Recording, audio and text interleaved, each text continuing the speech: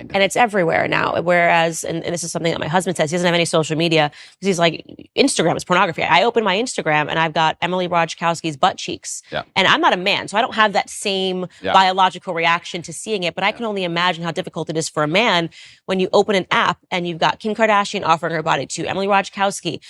Even if you're walking down the street, I've realized even how desensitized I've become to pornography because you see an ad for Gucci and for whatever reason, she's got to be completely naked while she's holding the bag. I remember in my lifetime, there were music videos that got censored or banned or can only be played after 10 or 11 at night. And if you watch them now, you'd be like, what? For what? What is that? A bikini? Like, it's nothing. It's amazing how quickly it has degenerated. And yeah, absolutely. And we're all degenerating with it. Like I've realized the fact that I don't have a reaction to seeing the half-naked woman holding a Gucci bag means that I have been desensitized to pornography. And I can only imagine what that does to men. Oh, completely. And but this is what the powers that be want. They want to make sure that the male populace is as docile as possible. And they do that with a large array of weapons. And they do that with a web of tools. And I believe that I'm the counter to that, which is the reason I ended up attacked in the first place. But unfortunately, when you buy into the slave mind programming, you do not become the kind of man who can easily attract a woman because you're not attractive to females as a whole. So how do you satisfy yourself? You end up sitting there staring at a screen and they convince you that's a good life to live as a man and that's perfectly fine and perfectly normal.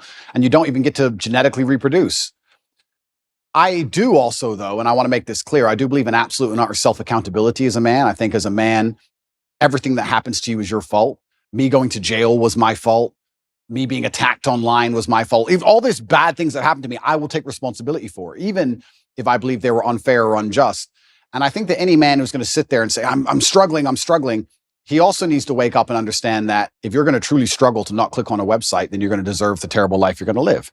And the devil or the matrix or whoever you want to call them are going to fill your life with temptations. They're going to fill your life with easy way outs that they're going to want you to take because the good road is usually the hardest road.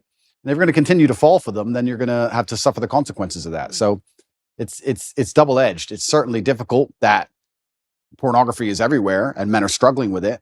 But to me, what's even more upsetting is that these men don't have enough fortitude and enough mental strength to wake up and say, I'm better than that. Okay. But this is the thing, right? So I'm about to get started, Candace. Good, get started. This is the thing.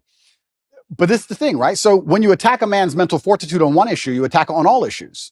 This is why it's done purposefully.